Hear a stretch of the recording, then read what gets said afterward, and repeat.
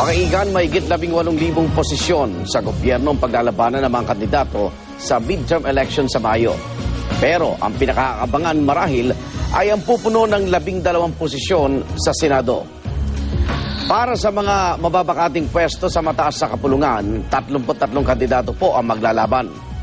Batay sa saliksik ng GMA News Research, di bababa sa 22 sa kanila para mga miyembro po sila ng political family.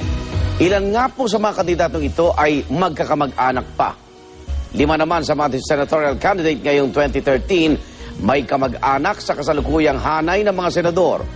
Meron pong mga anak na mga kasalukuyang mambabatas ng mataas na kapulungan. Meron din mga kandidato na kapatid ng mga nakaupo ngayong mambabatas ng mataas na kapulungan. Isang kandidato naman, mga igan, asawa ng kasalukuyang senador. Maging ang dalawang pinakamataas na lider ng bansa, sina Pangulong Noynoy Aquino at Vice President Jejomar Binay, may kamag-anak pong tumatakbo ngayon sa Senado.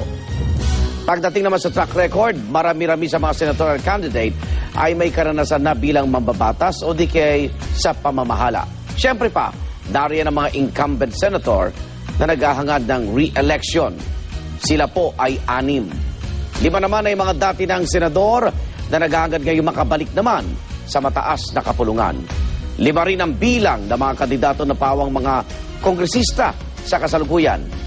6 naman sa mga tatakbo ngayong senador, dati na nagsilbi sa Kamara de Representantes. May mga kandidato rin, mga igan, na kasalukuyang umahawak o di kaya dati nang humawak na mga lokal na posisyon.